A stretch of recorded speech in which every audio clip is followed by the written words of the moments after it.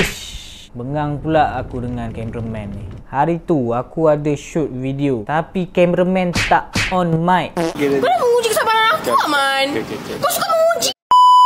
Itu kereta Toyota Camry. Apa isu Toyota Camry ni? Dia punya isu adalah leaking. Leaking dekat bahagian fly oil seal dan juga top converter seal. Kau nampak video ni? Yang aku rekod tanpa ada audio ni.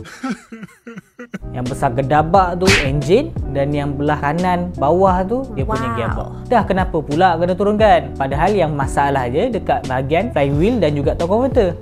Ini aku nak cerita kat korang. Benda ni yang membuatkan kos untuk repair Toyota Camry ni jadi lagi tinggi. Nak kena turunkan sekaligus enjin dan juga dia punya gearbox. Ni lah, kau tengok ni, inilah punca dia. Dia punya subframe.